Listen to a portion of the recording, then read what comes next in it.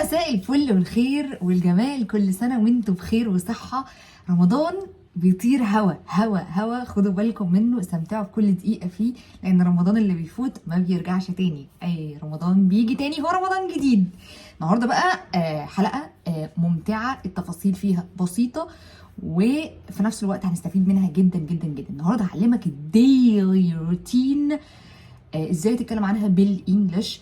زي ما انا دايما بقول لكم في معظم الفيديوز، ما تحفظش كلمات، احفظ جمل. احنا النهارده هنتعلم جمل كتير قوي هتأثر علينا مسافة كتيرة جدا. لو انت بتتكلم عن يومك، فهتلاقي نفسك الطريق اتأثر جدا لانك حافظ كل الجمل، عارف ازاي تقول انا عملت كذا عملت كذا عملت كذا عملت كذا، او بعمل كذا بعمل كذا بعمل كذا بعمل كذا، من غير بقى ما تحفظ جرامر وتحفظ كلمات والبروسيس الطويلة دي. وعايزه اقول لكم النهارده هنعمل حاجه من ستريت فود. ستريت فود يعني زي ما بيقولوا كده اكل شوارع، يعني اكل الشارع، يعني حاجه كده ايه من الحاجات اللي بنشتريها بسرعه من الشارع دي، بس هنعملها بيتي وصحيه جدا.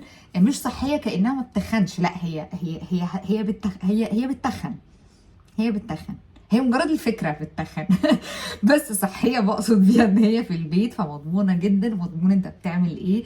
والانجريدينتس يعني المكونات. لو عايز تقول أنا بقرأ القرآن بتقول I recite قرآن. أما لو عايز تقول أنا بقضي وقت أكبر مع عيلتي بتقول I spend more time with my family. عايز تقول أنا بتخن قوي في رمضان بتقول I gain so much weight in رمضان. بتخس يعني to lose weight. ده شكل الشاورما. عايزه اقول لكم انه انا قطعت onion I chopped onion، و عايزه اوريكم ده بيل بيبر اللي هو الفلفل، بس مش اللي هو الفلفل الاحمر. ليه؟ عشان انا بحس ان التيست بتاعه بيكون مسكر في الاكل اكتر من الفلفل الرومي، وبتاند اب ان احنا عاملين نطلع الخضار من الشاورما وما بناكلهاش. دلوقتي احنا هنروح ناخد البان بتاعتنا، الطاسه، ونبدا نحط اويل ونبدا ان احنا نشوح الشاورما. عايزه اقول لكم ان انا كمان محضره دي، مش عارفه دي ربع كوبايه ولا يعني ربع كوبايه فينيجر يعني خل. عايزه اتكلم معاكم بقى في موضوع مهم جدا، وهو موضوع انا مش عارفه ان هي طالعه فوق الكاميرا. المهم عايزه اتكلم معاكم في موضوع مهم جدا، وهو موضوع انك how to sound like a native speaker وانت بتتكلم. ده غير موضوع ان احنا هنتكلم عن الديلي روتين. الديلي روتين ممكن نبدا بيه ان احنا نقول I wake up يعني انا بصحى. تعالوا نكمل كلام واحنا في نفس الوقت بنشوح الشاورما. أما لو عايز تقول إنك بتدعي ربنا كتير في رمضان بتقول I make lots of دعاء برضو، أو يدعي بالإنجليزي اسمها to supplicate.